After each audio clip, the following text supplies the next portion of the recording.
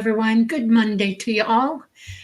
Just want to say that during the storms, we were safe. We flooded a bit, but we're okay.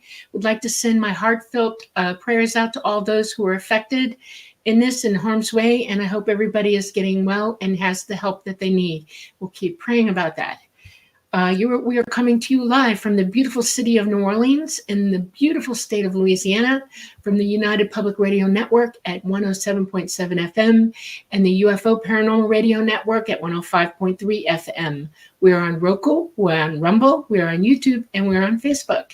We have a wonderful guest. He is somebody we've brought back a couple of times and probably will have him a few more.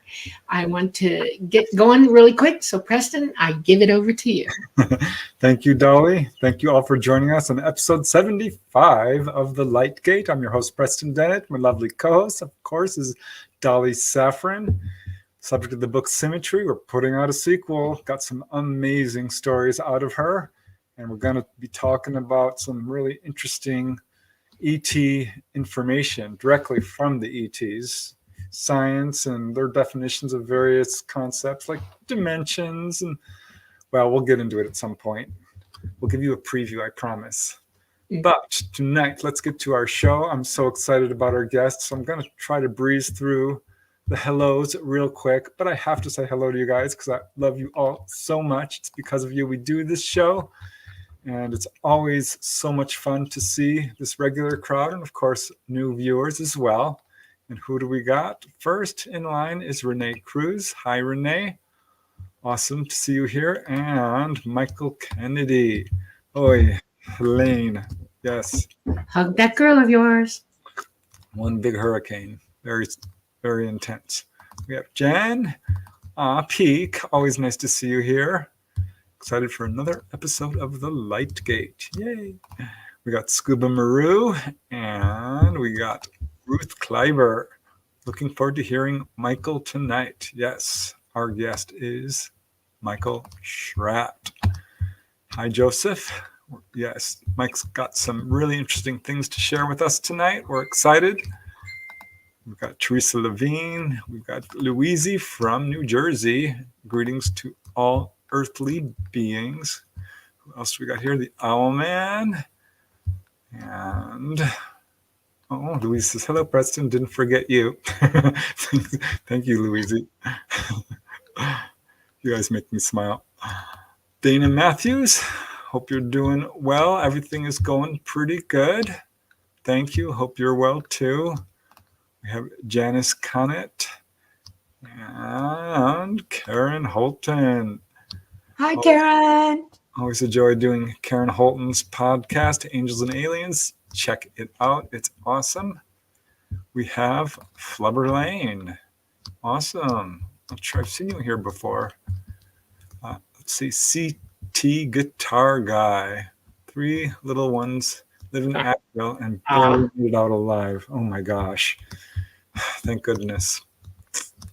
Those hurricanes. Judy Wilhelm, thank you for joining us. And Painting the Sky Kingdom. Someday I would like to hear what Dolly thinks about light symbols, not where people are speaking.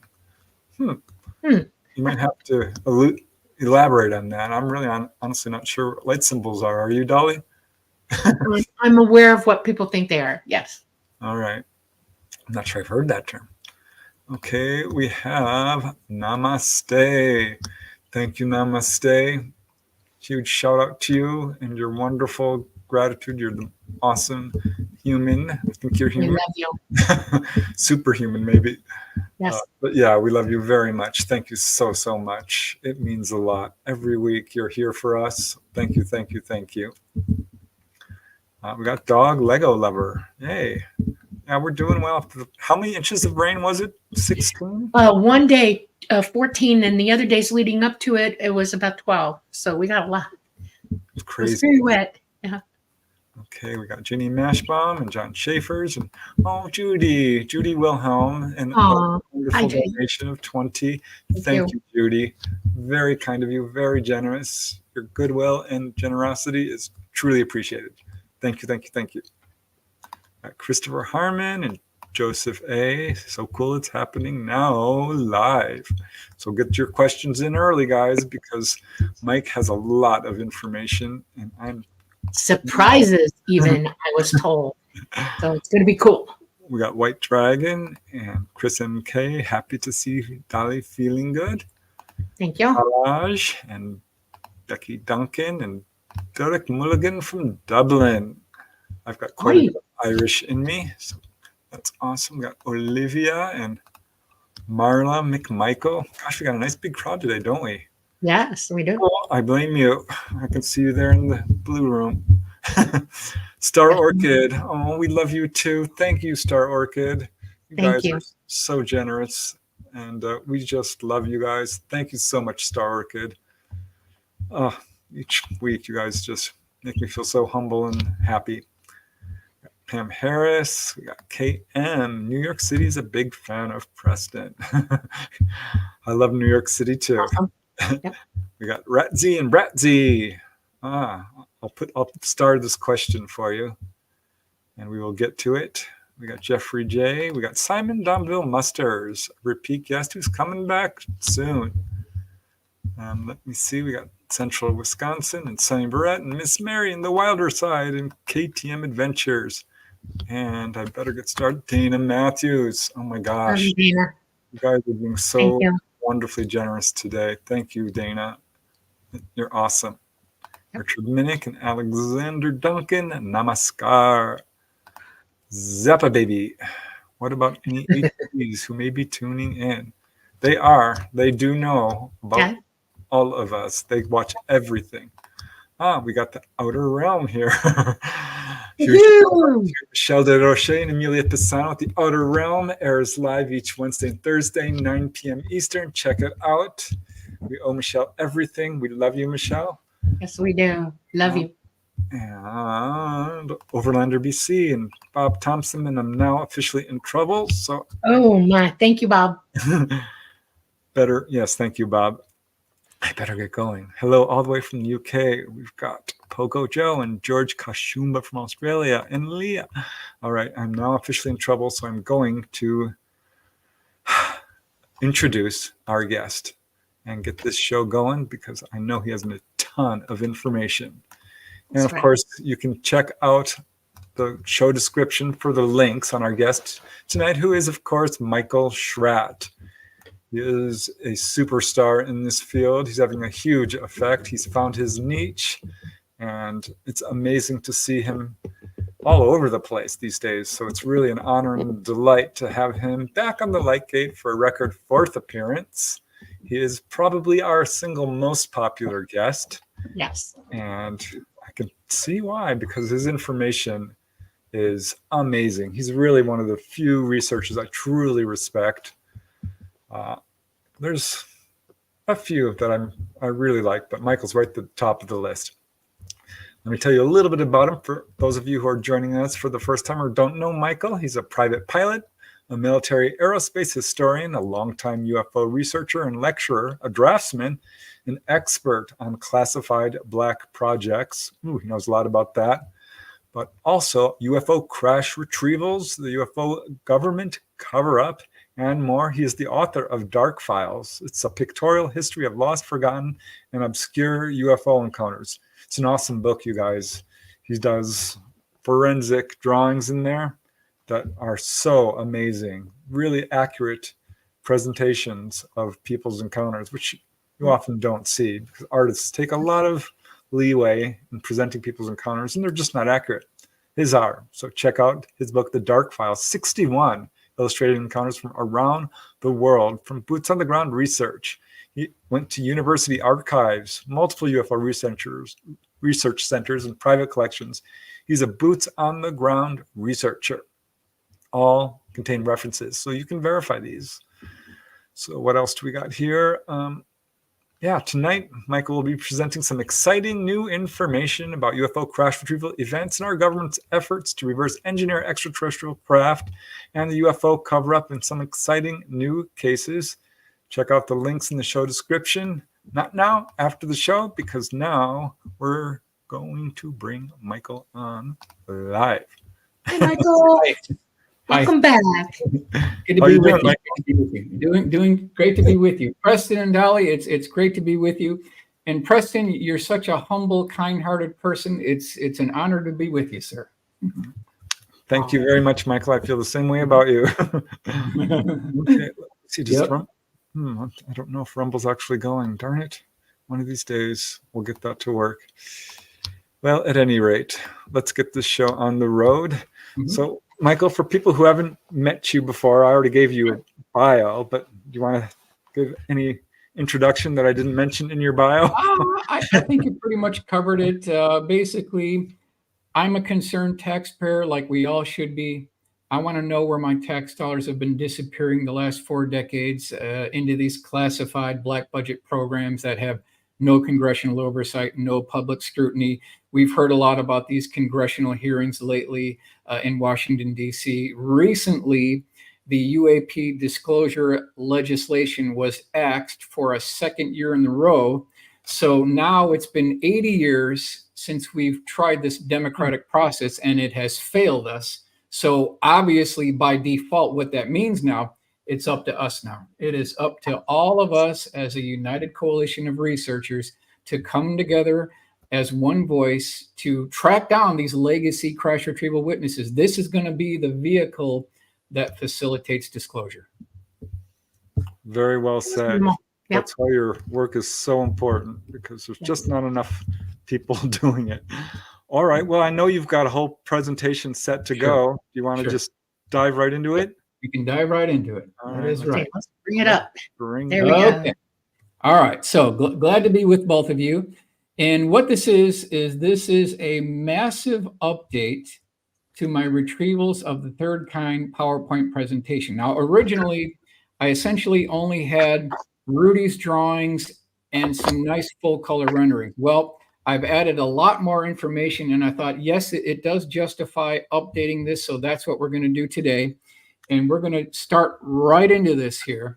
And we'll go to this first case here. So again, I'm going to provide you with the dates, the locations, the references of where I'm getting all this information. Now, this one is UFO crash retrieval 1942 at an Army base north of Georgia. Now, where I'm getting all this information, maybe I'm not sure if we can see this, but Leonard's book, UFO Crash Retrievals, The Complete Investigation Status Reports, that's where I'm getting this. This is page 319 in the book.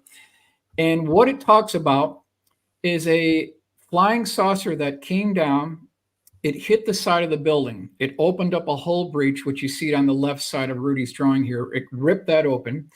And what they discovered, again, this is page 319, is that this thing had 3 levels, 15 feet wide, 10 feet high. Upper level had what looked like a display panel with buttons and switches. That was level number 1. Level number 2 had what looked like a wraparound window. Sitting in back of that were 4 bar stools. That's level number 2. Level number 3 had an entryway hatch. Now, there were 4 crew members taken alive, 5 feet tall, 90 pounds, large black eyes, milky white skin. So in a nutshell, that's this case. This is long before Roswell here. So we're predating Roswell. Let's continue on. Now, I want to mention that wrapped around the outer circumference of the bottom of this craft were these hieroglyphic type markings and inscriptions. This is something that we've heard about so many times now. We have a case in Aztec that had writings on the inside wall of the upper dome, multiple other cases with this hieroglyphic writing. So my thought is, and certainly like to get both of your thoughts on this, it seems that there would be a transnational team of engineers and linguistic experts trying to decipher what these markings mean. It makes sense, right? There's got to be some type of coalition trying to figure out what all this means. They must have a huge, thick 3-ring binder with all these symbols that they've seen on these different crafts. So let's take Rudy's drawing as a guide. We'll hook in the 2-page report on this 42 crash retrieval, and we will go to the full color rendering just to give an idea of what this thing may have looked like if we could be back in here in 1942. Now, I want to claim that I never stated that I was an expert on AI image generation. You know, I'm learning this like everybody else here, but this is the best I could come up with based on the testimony of the actual witness here. All right, next one. Naval Air Station, Sunnyvale, California, 1950, at a place called Hangar 1, which still exists today. If you drive north on the freeway off to the right, you'll see this absolutely massive hangar. This is page 57 in Leonard's book, case B5. Couple things to mention. Number one, this hangar is so huge, it has its own weather inside. That's how big this hangar is. Number two, it used to be used to store blimps during World War II. So you can kind of get an idea of how big this thing is. Now, our witness was a radar operator. So he kind of goes through these double doors. And what does he see inside? Let's go to the next one here. A very large dish-shaped craft, about 100 feet in diameter. It had a low-rise dome on top, a series of porthole windows wrapped around the outer circumference. He was challenged by a guard and told to forget this thing and ordered out of here. Now, when he came home, he told his mother, quote, "It was certainly no aircraft of ours." This was his assessment after looking at this. So let's go to the full color rendering. And this just gives us an idea of what this craft may have looked like back in 1950 at Hangar 1. And we can kind of see how all these crafts start adding up, the bodies start adding up. Let's continue on here. Now, we've kind of heard this before. Statement record and landmark, July 28th, 1952. This is the newspaper clipping. New appearance of flying saucers over Capitol is alarming. So this is that Capitol flyover that we've all heard of. It was tracked on radar. Multiple eyewitnesses saw this. The point being is that during the early 1980s, and Preston, you're very familiar with this, during the early 1950s, there was a call, and I'm going to go to the next slide here, a call from the Air Force to our pilots to shoot these things down. The Cincinnati Enquirer, July 29th, 1952, shoot saucers down, jet pilots so ordered in 24-hour alert. Let's go to the next one here. Jets keeping 24-hour alert for saucers. Pilots ordered to down objects if they don't land. On the saucer trail, pilots told shoot them down. Jets on 24-hour alert to shoot down saucers. Okay, let's go to the next one. This is the type of aircraft that was involved in these attempted intercepts, F-94 Starfire. And if you want to see one of these things up close, there's essentially probably only two places you can do it in the U.S. Number one, Pima Air and Space Museum in Tucson, Arizona, which has the rocket flaps in the closed position. Over on the right, in the Midwest, you've got Air Force Museum in Dayton, Ohio, same model aircraft, but it has the rocket flaps in the retracted position, so you can see the launch tube. So this is the make and model that we're chasing after these flying saucers. I mean, this is like the exact one. All right, so we'll go to Rudy's drawing. Now, this happened multiple times over years. And you know that they absolutely have gun camera footage of all these attempted intercepts. Where is it? Where did it disappear? Why will they not declassify the gun camera footage? I mean, they always claim we don't have any evidence. We hear these congressional hearings, and when senators and congressmen get up there, they say, well, we don't have any physical evidence. What about all these pilots that chased after these things? We know they got it on gun camera. They said they did. The FOIA requests get nowhere with this kind of stuff. There you go. There you go. So here's Rudy's drawing. So what I wanted to do is do a best full color rendering based on this drawing. And this is what I kind of came up with, just to give you an idea of what this may have looked like during one of these intercepts. And this went on for years. In fact, it was so prevalent in the early 1950s. There we go. Frank Ficino wrote a whole book on this. It includes dates, references. We lost multiple aircraft. We lost multiple pilots. It's an established fact. This did go on.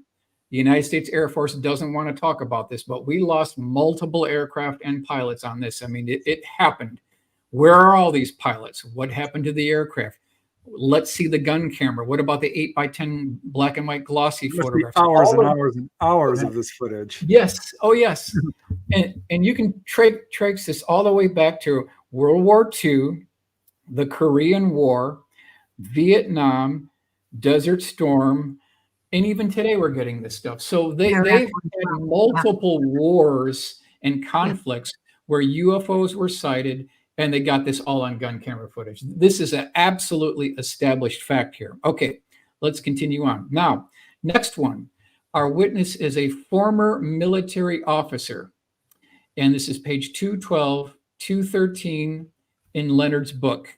And he was a classified, he was given access to this materials library at an unknown U.S. Air Force base. So he's going through these file cabinets. He pulls open one of these file cabinets and he sees, interesting, there's a briefing report. There's a single black and white 8x10 glossy photograph depicting a 36-foot diameter dish-shaped craft that had a low-rise dome on the top. There was a series of porthole windows wrapped around the outer circumference. There was a pencil-sized hole in one of these windows. So let's go to the next slide here. And this kind of gives you an idea of what this looks like. So we've got this testimony from this particular military personnel. Now, here's the couple of takeaways here within the report.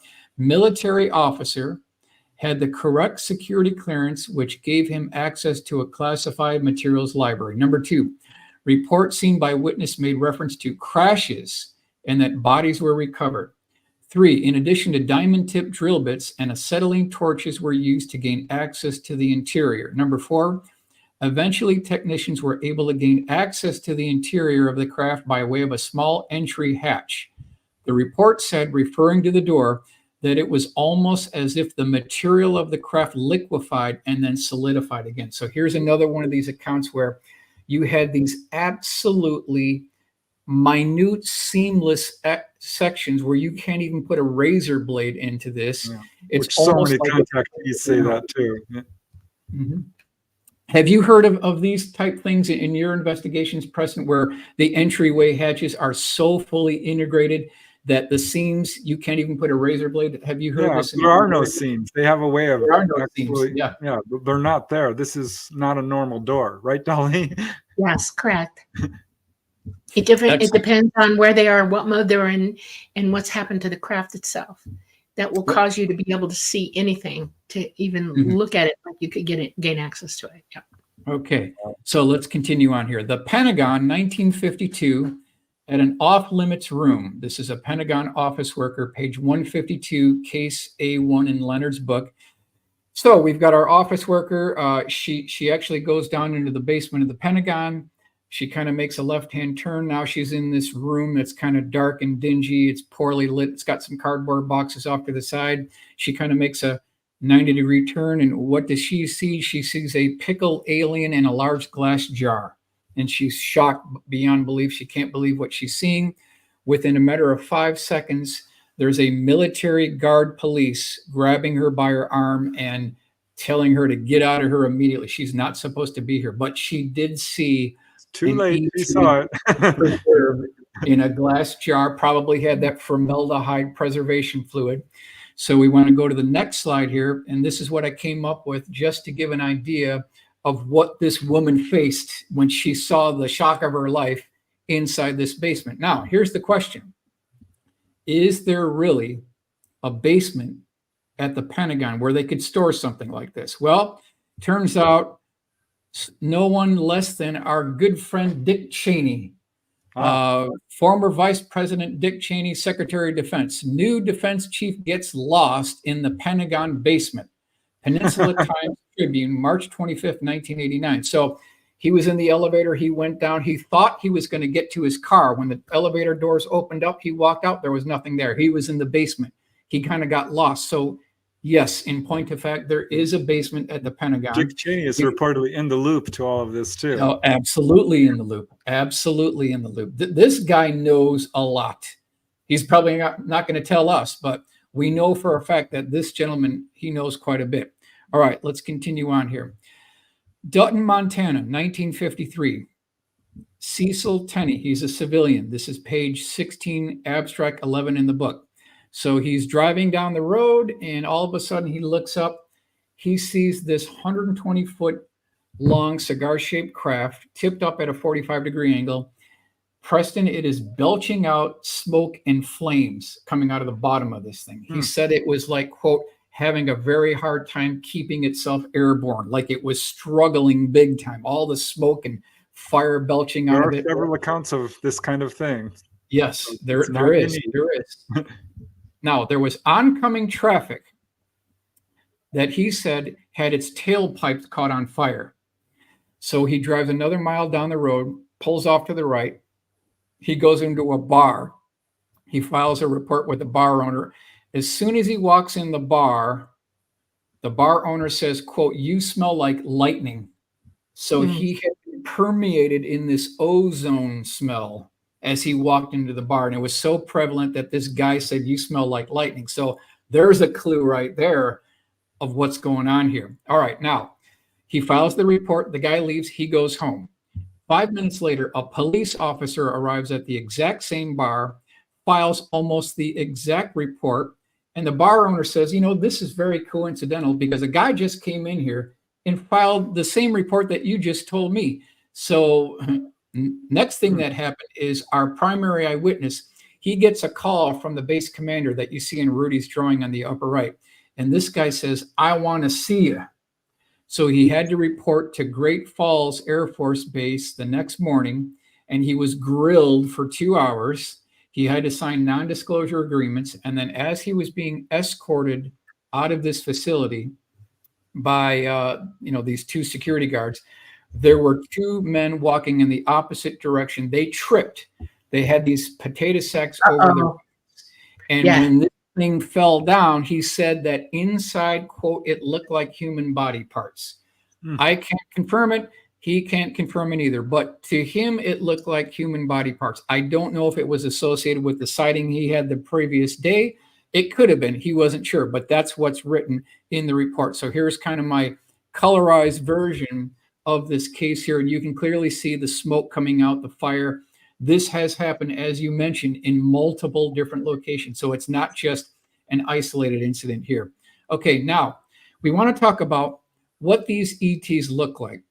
We've heard these reports from the Stringfield collection. Now, Leonard received reports from pathologists, medical doctors, people who were on autopsies at Walter Reed Medical Center. We have reports from laboratory X-ray technicians. All these people were feeding Leonard Stringfield details about the bodies, what they look like. So if we put this into bullet item form, this is what the medical personnel is telling us about this. The bodies are 3.5 to 4.5 feet tall, 2 round almond sunken in eyes without pupils, heavy brow ridge, large hairless head by human standards, no earlobes, no definitive nose, small slit for a mouth, very thin neck, small torso, wearing a metallic flexible garment. How many times have we heard about these ET bodies that are wearing this one-piece tight-fitting flight suit? Like multiple times we've heard this. Arms described as long and thin, reaching down to the knees. Hands having 4 fingers without thumbs, slight webbing. Short and thin legs, no toes. Skin color, beige, tan, brown, tan, pinkish gray. So Sounds like this the grays. Yeah. Yes, everything that we've heard from the pathologist. So somewhere there's a closet filled with these jumpsuits. Of course. No, they destroy them when they're done. They're made one time use on them. Period. Yeah, but they're in these. They've got some of these bodies with these. No, well, they have a closet full of clothes, but not ET. Yeah. Yeah. They're all new when you put them on. Yeah. All right. So if we encapsulate everything in these bullet items and we commit it to a drawing, we go to Rudy's drawing, and this is based on all of the pathologist reports. We believe this is probably one of the most accurate depictions based on Leonard's research, page 46, 47. So if we take this as a guide and we go to a full color rendering, we're going to end up something like this is what is being recovered here. You wouldn't want to meet this thing on a Saturday afternoon in a dark alley anywhere, but this is per the description of the pathologist report. And, it encapsulates everything in the bullet items. It's got the oversized head. It's got the heavy brow ridge. It's got the oversized eyes, slit for a mouth, minute nose. You've got emaciated body parts, hands that go down below the knees, and we've got webbing between the fingers. So it's checking the boxes. It's checking the boxes. All right, so let's continue on to the next point here. Now, I want to give credit to June Crane. and the great Oh. work by Mr. Clarkson here. So she grew up in Dayton, Ohio, worked for the United States government between 1942 and 1952. She worked in classified laboratory. She had a Q clearance. She claims that she held ET debris at Wright-Patterson Air Force Base. Stated by 1952, the U.S. government had been involved in 3 UFO crash retrieval operations.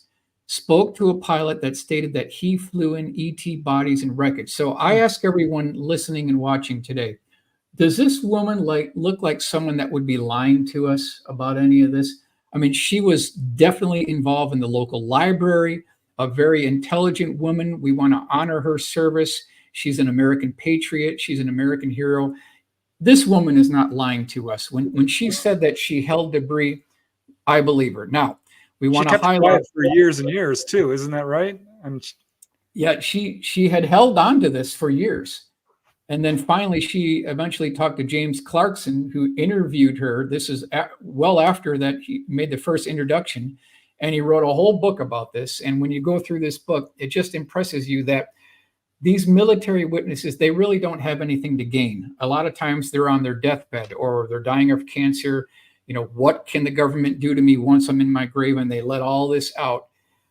And you could perhaps dismiss 1 or 2 of these witnesses, but when you have a united coalition of dozens and dozens of reputable first-hand military witnesses, people who loaded the craft on 18-wheeler tractor-trailer lowboy trucks and shipped them to Wright-Patterson Air Force Base, people who were involved in analyzing the tensile strength of the hardware recovered from these craft, over at the Foreign Technology Division at Wright-Patterson Air Force Base, people who held the bodies and were involved in the autopsies.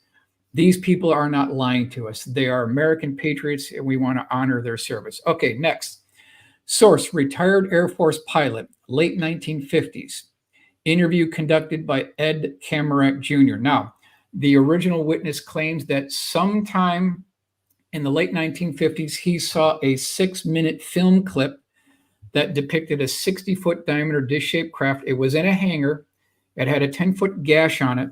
There were small ET bodies laying on the floor on stretchers with covers. So we want to go to the next slide. Let's see if we can blow up this and zoom in a little bit. Now, as this 6-minute film clip progressed, it shot to another screen and it showed these display panels with buttons and switches and iconology. It talks about there being star charts on these display screens. On the upper section here, we've got what could be the propulsion system. This may have suffered an internal implosion. So I wanted to see, let's see if we can do a full color rendering. And here's what I came up with the full color rendering. So there was definitely some type of implosion. Something happened on the interior where all this debris and shrapnel was coming out of this low-rise dome. So this is my best attempt here. Let's continue on. Wright-Patterson Air Force Base, 1962, April, discovered a 15-foot diameter dish-shaped craft. This was seen by 5 transient 354th Tactical Air Command Fighter Wing pilots. Now, the leader of this transient team, he was responsible for their health and physical fitness. So they're taking a jog down the flight line at Wright-Patterson Air Force Base, and they're passing all the hangars. One of these hangars had its door opened up, and so they jog inside because they're looking for a racquetball court so that they can complete their racquetball court. They jog inside, and they see this 15-foot diameter dish-shaped craft. It's roped off. It has security guards surrounding it with rifles, and this one guy comes up. I'm going to go to the full color rendering here. This is kind of what it looked like. This is by Joseph Wraith. And I want to talk about what this military guard told this transient pilot. It just rings true. It has the ring of truth to it here. He said, the guard challenged by saying, quote, "I don't think you're supposed to be here, sir."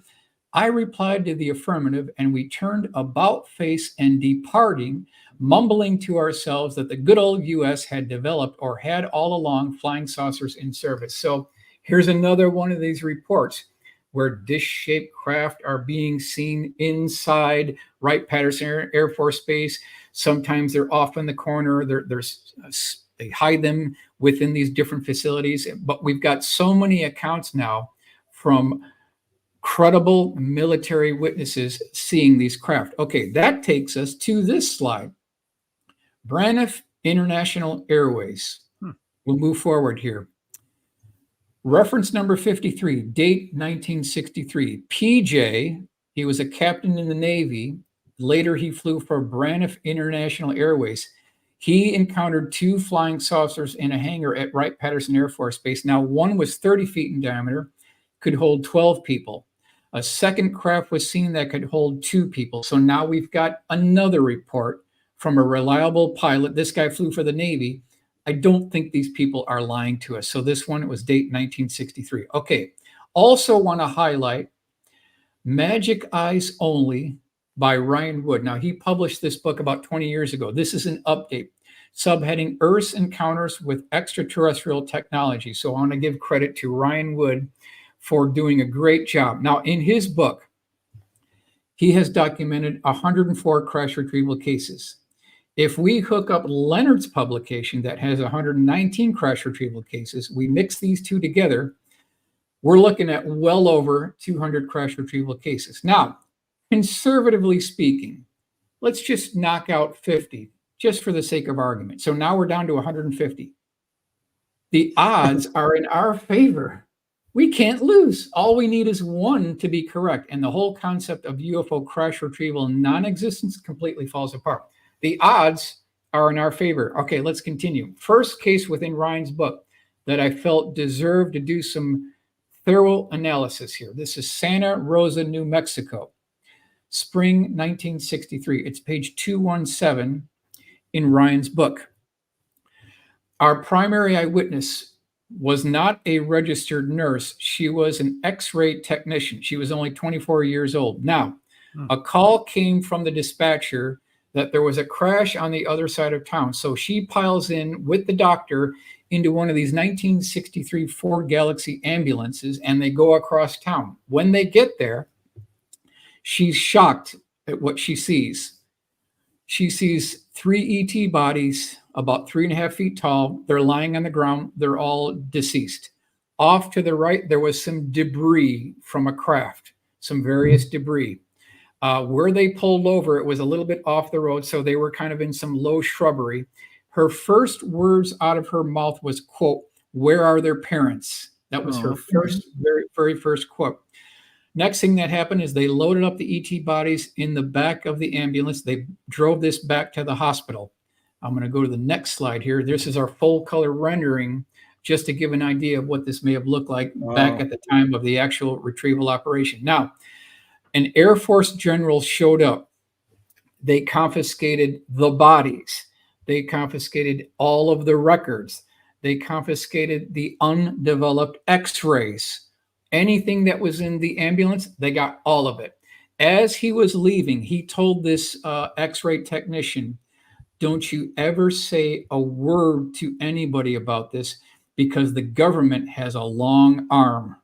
Basically, a direct quote. She was threatened. So this is another case that's talked about in Ryan's book here. Now, I want to take you to Cherry Creek, Nevada, summer 1964. This is page 243 in the book. Now, if you look here, there's not a lot going on here, Preston, in Cherry Creek, Nevada. There's not a lot of nightlife here. So don't expect any fantastic flashing lights or any concerts. Let's go to the next one here. Population in 2012, 72 people. Founded September 21st, 1872. So let's go on to the next slide here. What actually happened is there was a copper ore car that was coming around a bend with a mountain on the other side. All of a sudden, the copper ore car slams on the brakes. I mean, they go priority 1, full stop. What they see in front of them is nothing short of incredible. All of the train tracks are ripped up, mangled, and twisted. So they turn on the brakes. In the foreground, there were 3 female ranchers that saw all of this. Now, when they saw that the train stopped and put on its brakes, they skedaddled out of here. What they saw was a relatively large, probably about 40-foot diameter dish-shaped craft. It had flipped over 180 degrees on its back. It had a low-rise dome. There was a hull breach on the side of the craft.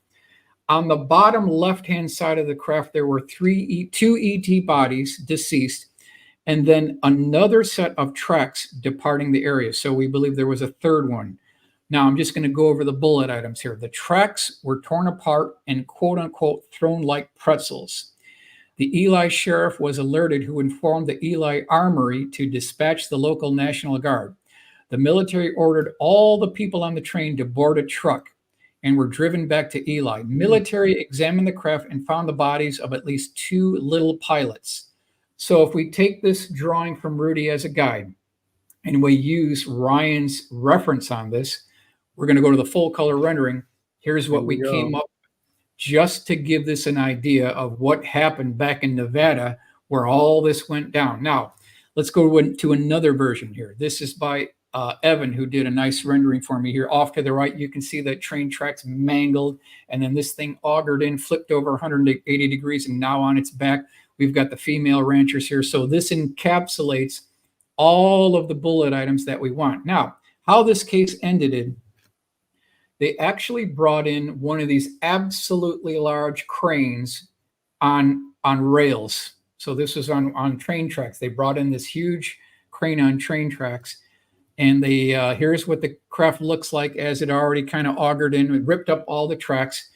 And here they are lifting this craft up with the crane. They loaded this on 2 trucks and shipped it out of here. So that's how this case actually came to a conclusion. Well, I just want to jump in real quick here. So these are obviously not reverse engineered if there's alien bodies, one. And second, I don't know if people know this, but Nevada is owned by the government. 87% of the land is government owned. Yes, that's so they true. can scoop these things up pretty quick. Oh, yeah. Oh, yeah. That's true. Okay, let's go to the next one. U.S. Air Force Museum, Dayton, Ohio, 1965, page 93 in Leonard's book, case A11. Now, I always debate whether I should include this case in here because it's so crazy, it's so outlandish, it's just so bizarre, but it's part of Leonard's publication. It's a reference, so I thought, yes, let's include it. Okay, so bottom line is, you've got a couple that visits the Air Museum. They're going through the hangars. They're looking at the V2 rocket display, okay? So let's go to the next slide. Here is the V2 rocket display, and this is the exact V2 rocket that they were looking at back in 1965. So you got the couple here, they're looking at this, they're admiring all this. All of a sudden, for some bizarre reason, the husband bails on his wife. Now he's walking through all the back corridors and hallways of the Air Force Museum. You know, he just leaves his wife stranded. Now she's with this German V2 rocket. He's walking through all these hallways. He busts through an off-limits room, and what does he see? He sees a small ET that's 3.5 feet tall, wearing a mercury aluminum polished spacesuit. He has a helmet on. He's pointing his index finger toward the primary eyewitness. Now, up to the left, you see our wife here. She's still standing by the V2 rocket while all this is going on. Within 10 seconds, all of the buttons and switches and dials and alarms and red alert lights go on inside the Air Force Museum, and all the personnel are ushering the public out of the museum. So we believe whatever this thing was, it had escaped from its underground containment facility at the Air Force Museum, probably connected by some underground tunnelway, and was literally wandering the back halls of the Air Force Museum. I know it sounds crazy, but it's in the Stringfield collection. So let's go to the rendering here. This is what I came up with based on the testimony of the primary eyewitness within Leonard's book. Not perfect, but it's the best I could come up with. All right, let's move on to the next slide. Stringfield got a lot of flack for absolutely. He had got death threats. I mean, he was the guy that these people could trust. Absolutely. The only one. Yeah. So back just as a backup here, in 1978, Leonard delivered his lecture, Retrievals of the Third Kind. He included at least 12 of these sources. Now, there was a lot of pushback, just like you mentioned, for a number of reasons. Number one, he was told that he could preserve an important part of our national history by telling these accounts from his military witnesses, but he absolutely could not release their names. And so this was a point of contention by people at the conference because there was no way to independently verify what was actually going on. Now that it's been so many years later, Leonard is gone. A lot of these witnesses are gone. What it means is, it means it's the final curtain call for crash retrievals. We have got to track down these remaining witnesses before it's too late and they all time out. That's what the government is hoping for, but we won't let that happen. So this is Wright-Patterson Air Force Base, 1966. The primary witness was a civil service electrician, page 17 in the book, abstract 13. Now, this gentleman came home one night. His son was there, and he said, you know what? I got something I want to show you. So he reached in his breast pocket, pulled out a black and white 8x10 glossy photograph of a southwestern scene, which we believe to be Arizona. Could be Nevada, but we believe it was Arizona, or could be New Mexico. What it depicted was a white lab coat technician and then more of a military personnel in khakis holding up by the wrists a dead ET corpse. And someone took a snapshot of this and he showed his son. His son was shocked, could not believe this. So I'm going to go to the next slide. This is kind of my rendering to kind of make this come alive here, where he's showing his son this picture. Now, how this all ended, he went back to work the next morning and they discovered that the photograph was missing. He was fired on the spot, just like that. So, I mean, when you're dealing with this kind of evidence, because the way this game is played, they don't care what you know, they care what you can prove. Until you have physical evidence, you're not necessarily on the radar screen. But the second you get into this other category of actual physical hardware in the form of debris or like actually authenticated photographs, now you're in a completely different category. That's what this guy found himself in. And he got fired on the spot. So these guys don't play games. These are the varsity team. They know what they're doing here. All right, let's go to the next one. California City, summer 1971, page 233 in the book. Primary eyewitness is Debbie Clayton. Now, what they heard was a large boom. They walked outside about 3 blocks away. There was a lot of dust, so they start walking over there. And what they see is a acorn-shaped craft with a mushroom top, about 5 feet high, 10 feet wide. They're looking at all this. There are 4 people there. Primary eyewitness brother's friend brought a camera. He starts snapping photographs of all this. Within 5 minutes, a military convoy arrives. One of the military officers gets outside the vehicle, throws this camera to the ground, orders everyone to get out of the area. They did see a convoy of military vehicles. One of them had a flatbed with a crane. They hooked up a lanyard onto this metal hook. They put this thing onto the flatbed, covered it with a tarp, and we believe shipped it to Edwards Air Force Base, which is basically right down the road here. Here's my full color rendering just to kind of make this one come alive. So this is another interesting crash retrieval case. All right, next one. McClellan Air Force Base, California, 1973. Chris Coffey via pilot/astronaut Ellison Onizuka, page 153 in the book, case A3. So what you're seeing here is a photograph of McClellan Air Force Base. Now, our primary eyewitness went to a briefing room. I'm going to go to the next slide here. Here is test pilot Ellison Onizuka. So before he was an astronaut, he was a test pilot. He was told to go to a briefing room inside McClellan Air Force Base with a couple other pilots. So they're in this briefing room. There's a Air Force personnel at the back of the room with a film projector.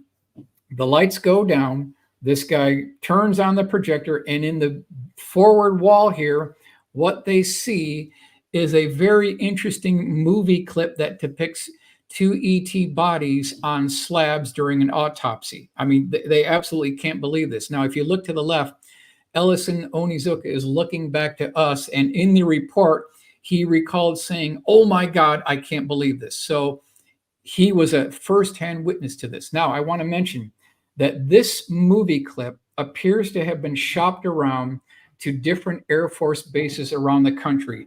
And it's used as a trial or test balloon to gauge the reaction of our top military pilots. So the thinking is, if our top military pilots could not handle this reality, how much more so would the general public not handle this? This appears to be what they're doing here. They're trying this out on pilots. And this now, did Ellison Onizuka, did he say this personally, or is it he told this to Chris Coffey? He told this to Chris Coffey that he did see this. He did see this film. Now, I came up with the fact that because it's also mentioned in Stringfield publications that this has been seen in other Air Force bases. It's talked about in about three other places, military Air Force bases, where something very similar to this was shown to other pilots as well. So it wasn't just this one. They absolutely shopped this thing around. So it's very clear what they're doing is they're trying to acclimate pilots. They're trying to gauge their reaction. They want to know, could these people handle this? That's clearly what's going on here. Now, they absolutely want to know if they'll shoot them down. That's what they wanted to know. Yeah, well, if you have an enemy and it doesn't come anywhere close to being human to you, your ability to recognize it and fire at it is important, and that is a training technique by the military, period. Okay. Use it in a lot of capacities. So let's go to the full color rendering that I came with, and you can see the projectors on. We've got the ET bodies here. Now, here's the interesting part. Leonard Stringfield made arrangements to interview astronaut Ellison Onizuka. Okay, this is all planned. They're all ready to go. They got the date all set. 2 weeks prior to the interview, I think you kind of know where this is going. Ellison Onizuka died in the Challenger explosion on January 28th, 1986. So we were this close of getting his testimony. Would have been great to get this from. Now, this guy is not lying. This guy is absolutely not lying. Now, I did some legwork.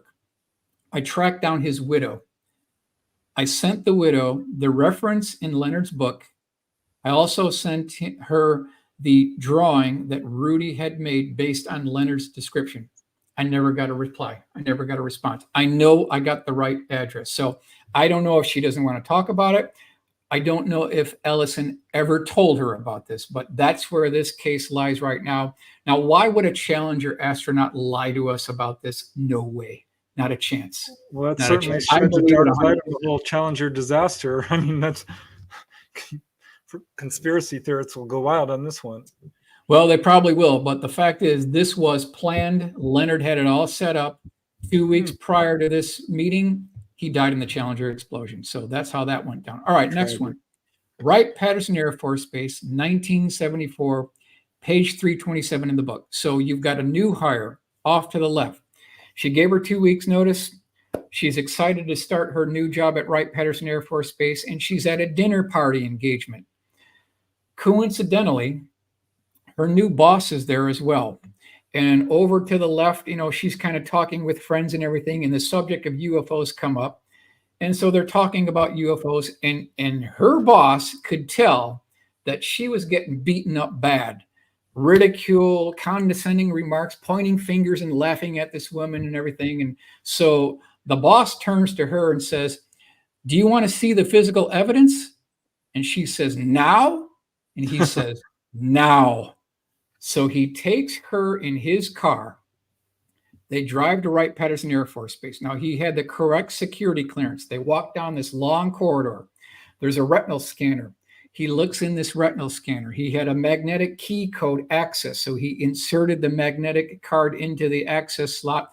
Doors open up. They walk down another corridor where there's another retinal scanner. He looks inside, inserts his card one more time.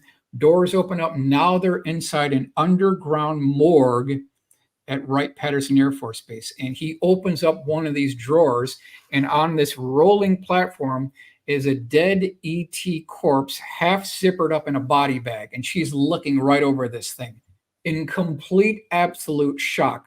Her whole worldview is being shattered right before her. She absolutely can't believe this is actually going on. So let's go to the next slide, and you can see her facial expression here. She's completely shocked. Now, what happened next is She shows up to work 2 weeks later, all ready to go to work.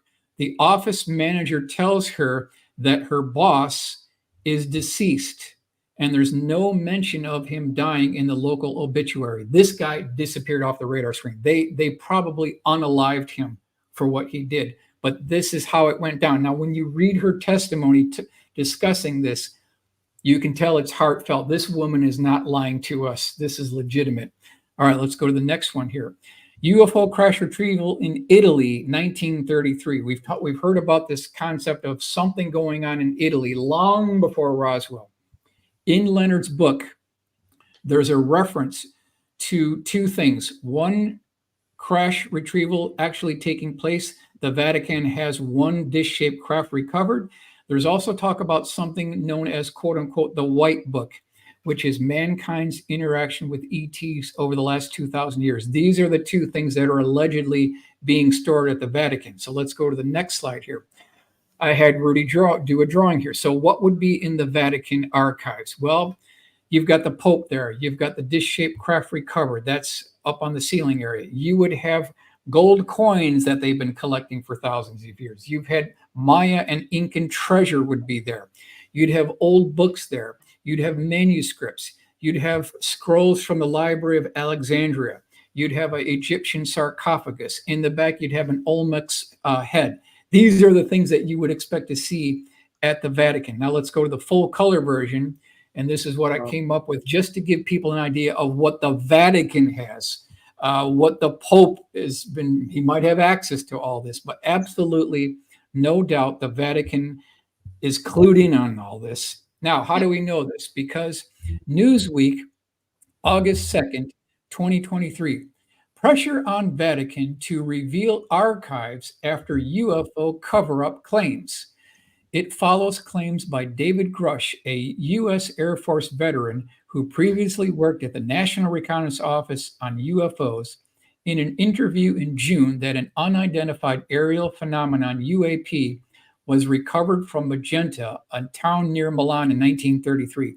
Before becoming a U.S. possession with the help of the Papal State, Grush alleged that then Pope Pius XII had quote-unquote back-channeled knowledge of the UFO to the U.S., which ended up scooping it from them. Newsweek, August 2nd, 2023. So you can see the lineage of these retrieval operations go long prior to Roswell here.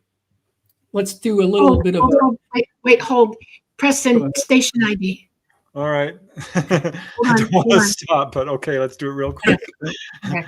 Thank you, everyone. You're watching The Light Gate, episode 75. I'm your host, Preston Dennett. My lovely co-host is Dolly Safran. We're talking tonight with Michael Schratt, giving us new information on UFO crash retrievals and the UFO government cover-up.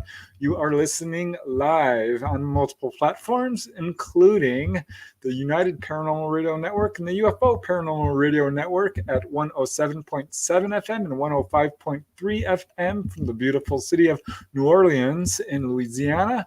And of course, we are on YouTube. We are on Roku. And I checked Rumble, and Rumble is streaming live as well. Let's get to this, Michael. This is amazing. Okay, let's get back. Now, one thing I want to mention is we need more women in ufology, point blank. We don't have enough women in this field. We've got to get more women in this. Why is this a dominated man thing? There should be more women in this field. I want to give credit to Marina Popovich. She's no longer with us. Reference page 245 in Leonard's book. Okay. Now, where she got the information is a Soviet Air Force colonel engineer. Well, she is a engineer, a decorated test pilot. And I want to go to the next slide here. Let's go to the next slide. Major General Igor Maltsev, Commander-in-Chief of the Soviet Air Defense Troops. There's the reference of where this information came from. If we go to the drawing here, March 21st, 1990, near Moscow, two MiG-23 scrambled to intercept a 650-foot diameter flying saucer. 650 feet, that thing is massive. It would dwarf the MiG-23. We're talking about a massive craft here. So what backing do we have? I'm not going to read all this, but this is Miami Herald, July 8th, 1990. Soviets more serious about sightings. Let's do a blow up here. The general concluded the UFO had somehow come to terms with gravity and that it didn't seem to appear to be a terrestrial machine. Maltsev also reported that the fighter jets were scrambled and the pilots described a disk from 100 to 200 meters in diameter, flying at speeds 2 to 3 times faster than their aircraft. So here's the question. Who had the technology to build all this back at that time frame? And it is making a mockery of the MiGs that's trying to be chasing after it. So here's our full color rendering by Joseph Wright. This is the attempted intercept. Here's this thing flying away at a high rate of speed. No chance of an intercept whatsoever. Now, let's go on to the next case. U.S. Marine Corps diver off the coast of Okinawa, 1991. What they discovered was a 50-foot per side triangle at a depth of 1.5 miles. I'm going to repeat that. A depth of 1.5 miles. That's how deep this thing was. Now, what they discovered, this is Rudy's drawing, is this large craft about the size of an F-14. It was buried in the silt at the bottom of the ocean. Now, they brought down one of these DSRVs, deep sea reconnaissance vehicle, and they got a real good look at this thing. They discovered that the debris indicated that it was there between 40 and 50 years. There was hieroglyphic writing on the side of this thing. That's what's talked about in the report. I'm going to go to the full color rendering. This gives you an idea of what this thing actually looked like. So not only do we have craft being recovered on the ground, we've got multiple, which could be unidentified submerged objects being recovered as well. So this is a triangular shaped craft. Okay, now let's go to the next one. This is Jonathan Weygandt. I want to give credit to Dr. Stephen Greer for doing the very first interview with Jonathan, getting his DD-214 and vetting his background. Now, much later on 9/5/23, Martin Willis also interviewed Jonathan Weygandt. And if you listen to this interview, I mean, this guy's not lying to. In a nutshell, what he discovered, now this is what's talked about in the report. He's a Lance Corporal E3 Marine. He was in the Bolivian jungle, April 1997. He was with 2 other personnel in a Humvee. They go about half a mile into the jungle, and what did they discover? They discover an egg-shaped craft about 65 feet across. It's about 45 feet tall. It is buried and embedded into the granite cliff off to the left-hand side. Now, he said that there was a hull breach on the side of the craft that was spewing out this oily residue that had the appearance of a rainbow oil. There was also what looked like shark gills on the side of this thing, and then there was an indented section wrapped around the outer portion of the craft itself.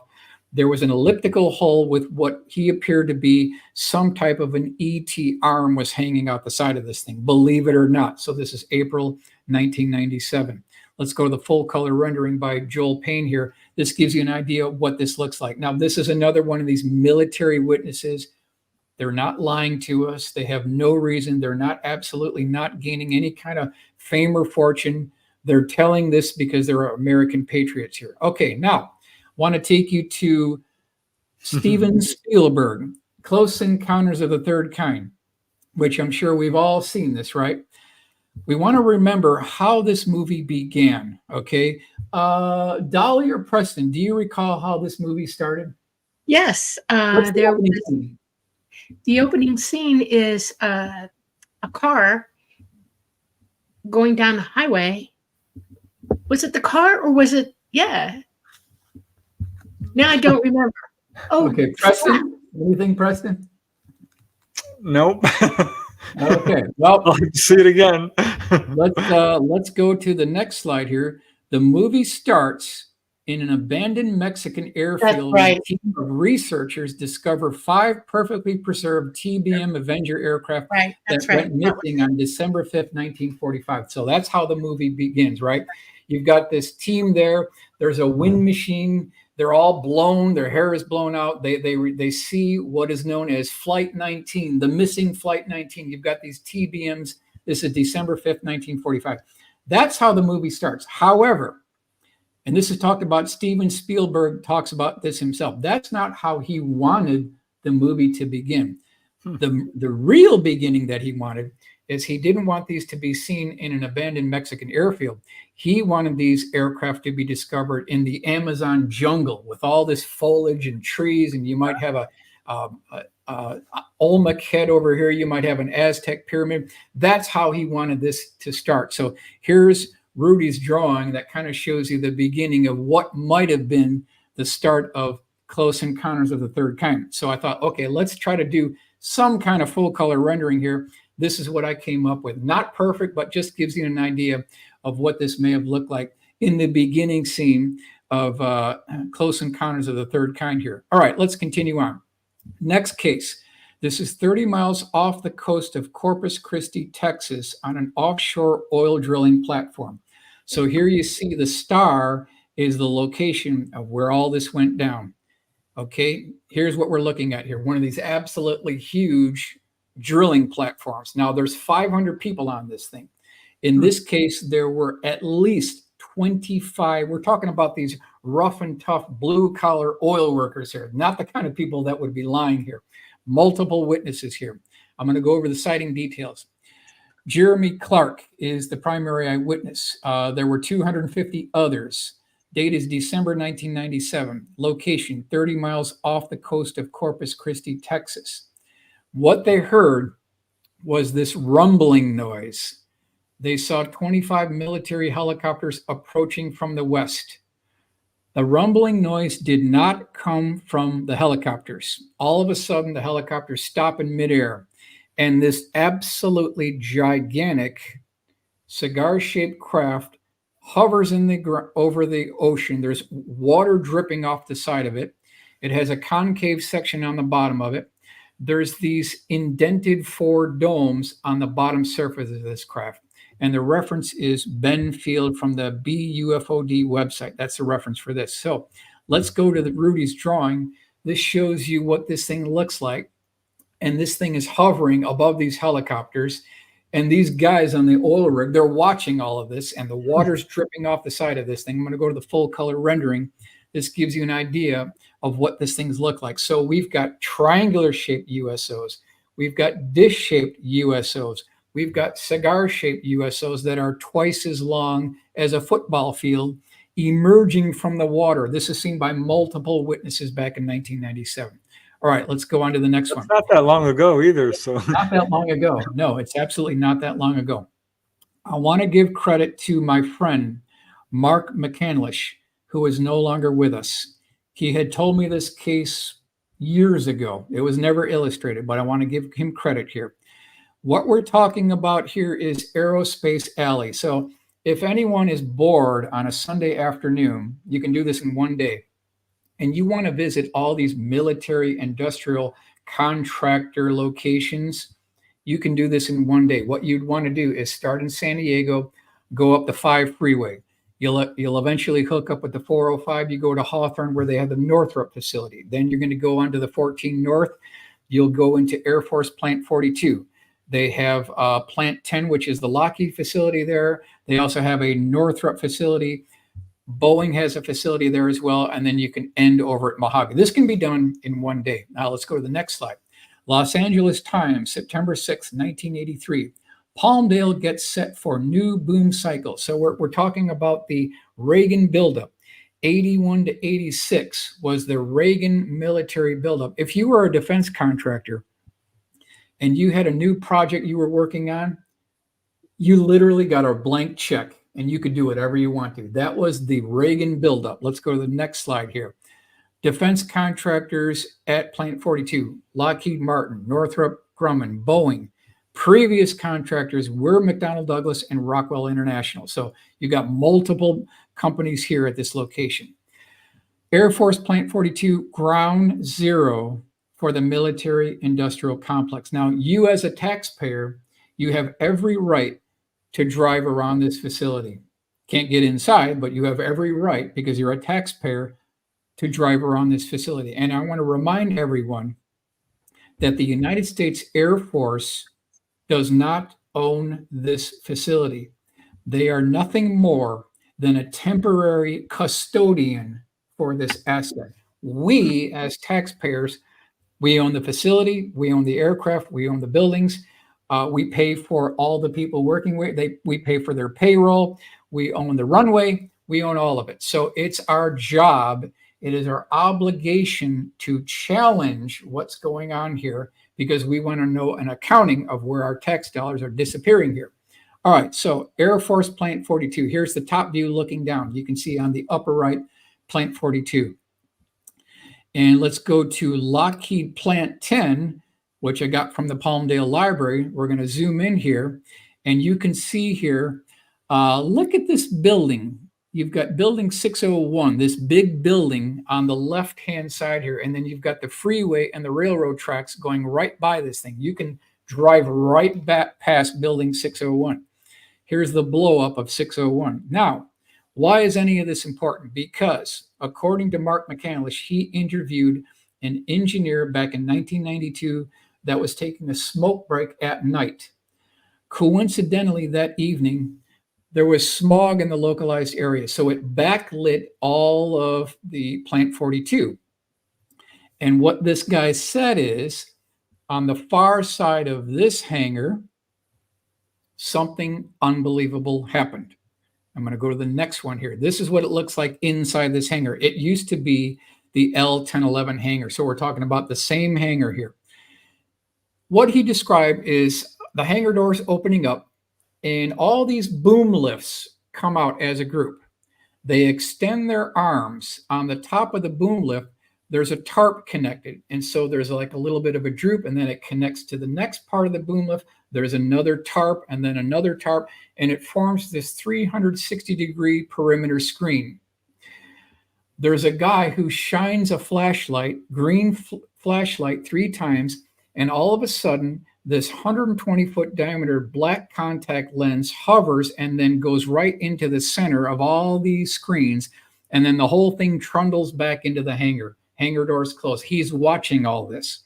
So let's go to Rudy's drawing that shows you what this actually looks like here. So what I'm saying here is they have got the technology. They absolutely have the technology. Now, 2 weeks later, the primary source, his persistence was paid off because he saw the entire operation happen in reverse.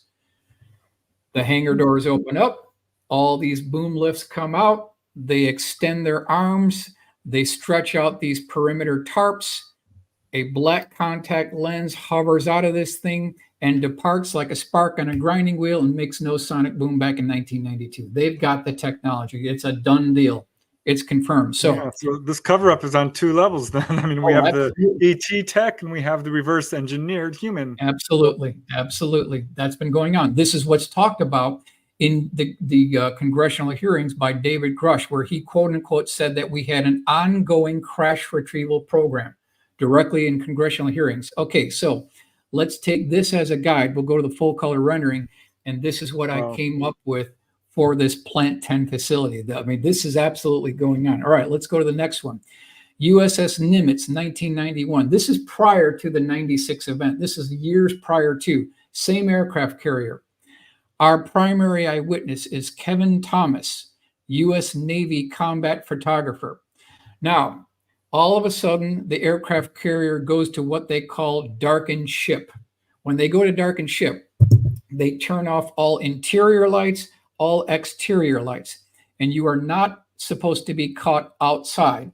When it goes to darkened ship, you go inside. You're not supposed to be caught outside. However, the hatch was closed when he tried to get inside, and he was caught outside the aircraft carrier. And what he discovered, I'm going to go to the next slide here, is this absolutely massive black triangle emerges from the ocean right next to the starboard side of the aircraft carrier. It's hovering over the aircraft carrier. He's watching all this.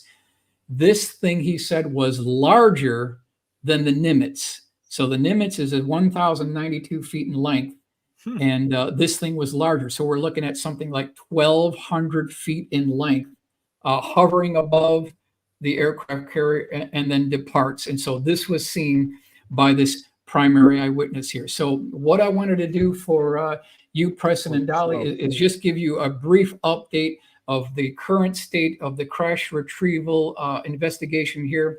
it's important that we preserve this history so that these remaining witnesses come together as a united coalition that could eventually lead to these open congressional hearings where we can finally get this released into the public domain. That is awesome.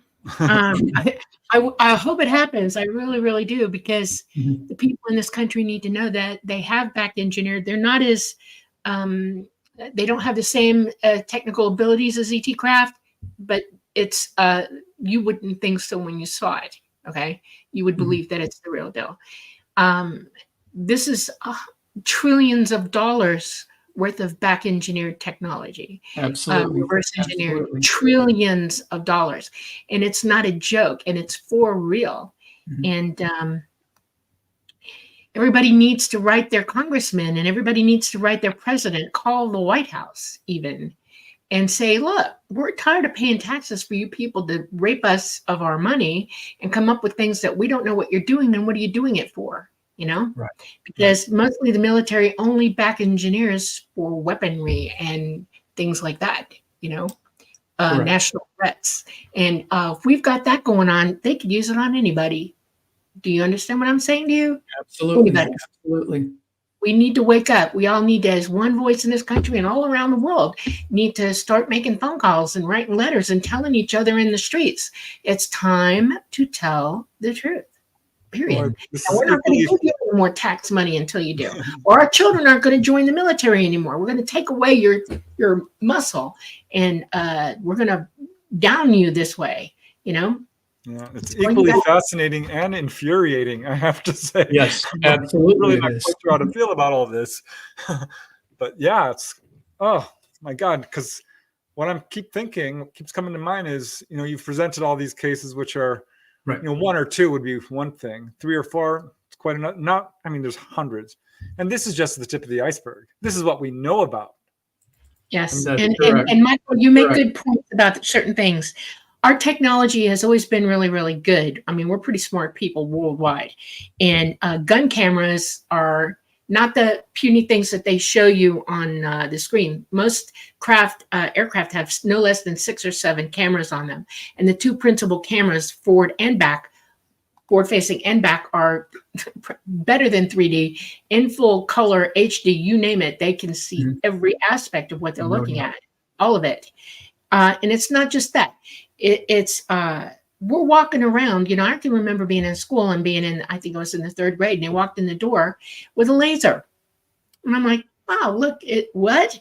And because I kind of had an idea what they were, but never saw one in real life up until then. I'm just a little kid. And they're looking around the room at us, like marking who wants to really get into this. I went to schools that propagated that kind of interest in that kind of technology, so that these kids walked in and then they disappeared. You never saw them again. I can name 3, but I won't here. It is crazy. It is absolutely crazy. So we're being recruited, we're being compartmentalized, we're being lied to at the same time, and we're breaking our backs to give them the money to do this with no authority whatsoever. It's got to stop. Correct. So can I pop up a question? This is a good one from CT Guitar Guy 85. I have a question for Michael. Is he seeing any notable sightings or crash retrievals that are current from the last year? Let's see. Well, we covered the one in 1997. I've got another case in 1991 during the Bush senior administration. Beyond that, I don't have any specific details beyond that. It's definitely ongoing, but I don't have any, certainly nothing from Stringfield, because he died in 94. So that's where his investigation concluded. Now, we recently talked with Stephen Bassett. Okay. Or I did on Michelle Desrochers' show, The Outer Realm. I'm wondering what, you know, he's very confident in that disclosure is going to happen. I'm wondering what your thoughts are. Well, I'm somewhat skeptical. I've taken a more of a skeptical approach to it, because remember, what advantage would there be for the defense contractors and the deeply entrenched intelligence community to make this available? You're talking about thousands of lawsuits would be going on. People were murdered over this. You've got all the people who had to sign extra constitutional non-disclosure agreements involve in unacknowledged special access programs that Right. bypass the Constitution. So all of these things are extra constitutional. Dr. Greer talks about that. So the second this goes down, there's going to be lawyers, there's going to be lawsuits. I don't see an advantage. Plus, you've got all the utilities. If they release the technology and the propulsion systems associated with these vehicles, they would doom the trillion-dollar utilities. So you've got the internal combustion engines would go out of business. You've got the coal fire plants that would go out of business. You've got the nuclear power plants that would go out of business. You've got the wind farms. You've got the solar farms. Multi-trillion-dollar industry, obsolete overnight. So there's no advantage for them to come forward. All right, we're getting some great questions. This is a good one from Alfred Miller. Question for Michael: do you sell prints of your work? Sure. But we've already paid for this stuff. Why would we want to pay twice? Because we already paid for it. So we should be getting the 8x10 black and glossy white cover. That's what we should be getting, right? We already paid for it. The real deal. That's right. All right. Here is a question from Penny Rummel. What are your plans to do with this information? Who have you shared this information with? I've shared it with everybody that I can possibly share it with. I mean, I've tried to do PowerPoint presentations all around the country. I want to get the word out, not because I want to be famous. I just think that all of us should be considered taxpayers. No dying stupid. We all deserve this. Yeah. What I'm going to do with it is I'm going to keep on investigating more crash retrieval cases, get more drawings done, get more full color renderings done, and hopefully get to the remaining witnesses that Leonard had originally contacted so that we can get to their bosses that will bring us to the bodies and the craft. That's the goal. All right. I don't know if you can answer this case or this question from Rodrigo Vieira. Is Michael going to present the Azores case? I'm not familiar with that case. Yeah, we'll have to, if you can elaborate, Rodrigo, maybe we can get some more information on that. Here's a question from Terrence Wells. I like this question. For Michael, what are some cases you're currently working on, and which one is the most interesting of all? Okay, great. Okay, number one, what am I currently working on? Well, I want to give credit to Ryan Wood. Robert Wood recently passed away. His son, Ryan Wood, we spent 3 days, 12-hour days scanning in all of his material. That's been included into Ryan's UFO decks. So if anyone wants to get their UFO question answered, you go to ufodex.com. You can type in your question, and then AI will sift through about 300,000 documents, 400 books, 1.2 million pages of documents, and it will extrapolate the data and give you an answer. So what I've been working on is the Bill Tompkins case. I feel that this guy needs a second hearing. He needs a second chance. I think his information is valid. So that's something I'm working on. Next, the other part of the question is my favorite case within the Stringfield collection is by far the 1963 case of a Marine who guarded a 40-foot diameter dish-shaped craft at an unknown location back in December 1963. So this thing was about 15 feet tall, 40 feet in diameter. It had a series of opaque, elliptically shaped windows wrapped around the outer circumference of the craft itself. It was propped up on scaffolding. He guarded it for 2 weeks. There was a white circle on the floor. His job was to shoot to kill anyone who would breach that. So I tracked down the gentleman who interviewed him back in 1986. I got all his private notes. I've got original sketches from the Marines. I did a full rendering on all of that. So that's my favorite case. Okay. Wow. That's very cool. All right. Here's a question from Activate Mission to the same timeline. Has Michael been contacted by any insiders or witnesses? I've talked to people within the defense industry, aerospace contractors. Obviously, they can't tell you too much, but I was successful in securing pretty much most of things that were done by Bill Scott. Now, Bill Scott is the former retired Rocky Mountain editor of Aviation Week and Space Technology. He had been chasing these stories for almost 20 years. He retired back in 2006, was given access to his material. There's a tremendous amount of information on there.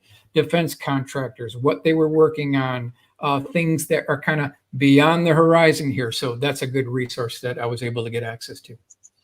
Yeah, I personally did interview a whistleblower who was in the hospital on his deathbed. Yeah. Found me, and he was a subcontractor for Edwards Air Force Base. Okay. Walking with his employer past a Yeah. hangar when he heard a humming noise. Okay. Very large window was opened, Yeah. and there was a sports car-sized silver craft hovering about a foot off the ground. Not a mark on it. It was a lozenge shape, a perfect capsule. Mm-hmm. And he said, "What's that?" And his employer quickly put his finger to his lips, wouldn't say a word, turned a little pale, and kept walking. So he bugged him several times. Finally said, "Never ask me. You will never know. You weren't supposed to see that. Shut up." Mm-hmm. A year or two goes by, and this same employer calls him up and says, "I need you. I need you now. You're the only one who can do this." And the guy I interviewed says, "I'm not doing it. I'll tell you what. I'll do it under one condition. You tell me what we saw." And his employer said, "No, I can't do that."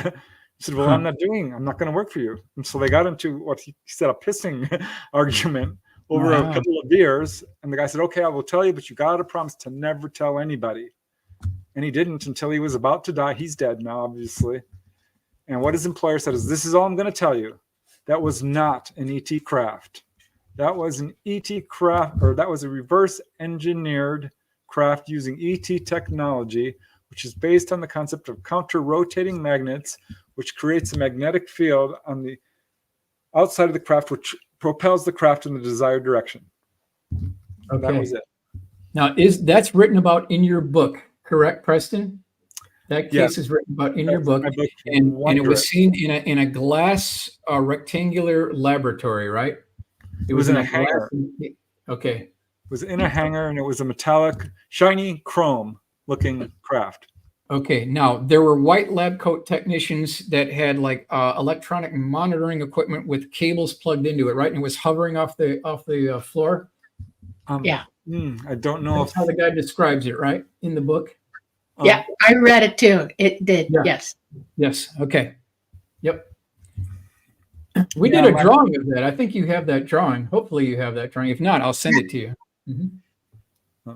It just makes me wonder how many other cases there are out there.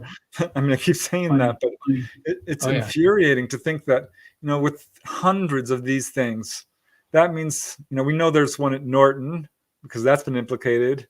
Mm-hmm. Of course, Wright-Patterson, Area 51, Edwards Air Force Base, a number of Air Force bases across the United States, and certainly the world. Correct. So is it your understanding that the, quote, superpowers are cooperating with all of this? What I like to do is I like to look at the newspaper clippings. What are the newspaper clippings telling us? Well, if you look in the mid-1950s, it is very clear that, number one, they were desperately trying to break the gravity barrier. That's the first thing. They employed multiple defense contractors. So Sperry Rand Corporation was involved. Martin Aircraft Company was involved. Lear Siegler Corporation was involved. William Lear was involved. John Lear's father, he was involved. It also talks about how universities are trying to crack the gravity barrier. And according to Dr. Greer, which I will concur with, October 1954 is when they made the breakthrough. That checks out with the newspaper clippings. I want to tell you something you don't know. Yes. Also, France, all over France as well. And I can prove that. I have information about that I found. Okay.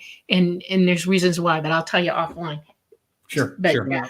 Which French were speaks to the 1954 French UFO wave, which was unprecedented, with hundreds of, well, literally thousands of cases over a period of October, November 1954, at a level that's never been seen before or since. Mm-hmm. Right around that time. You were talking, Preston, about that humming noise that you mentioned. That's exactly what the witnesses describe on the Belgium Triangle in 1989-1990, where there was this low frequency electrical humming noise, like a sewing machine or an electrical transformer. That's what's described on this thing. And then we've got CE2 effects, where you've got static on the radio, you've got car engines stalling out because they're in this localized static electrical field. it's pointing toward a man-made technology. Exactly, because ET doesn't do it that way at all. All right. So here's Not a question from Susan Johnson, Okay. which is, well, to Dolly and to you, Michael. How do we organize to get the petition to the government? Should we use Bill Burns? I guess she's asking. Bill Burns is a UFO researcher. But yeah, how can we organize to sign a petition to the nation and have televised hearings to stop the secrecy and the murders? How do we petition the government? How do we do this? Well, it was the assessment of Gordon Cooper, Mercury astronaut Gordon Cooper, that the only way this is ever going to come out is if this technology is handed over to the scientific coalition, the scientific community, and then they bring it forward. Because we got to get independently verified all of this information. We can't trust the government. We really can't trust the defense contractors. It has to be done by a united coalition of independent scientists, and then they come forward. That's what Gordon Cooper had said.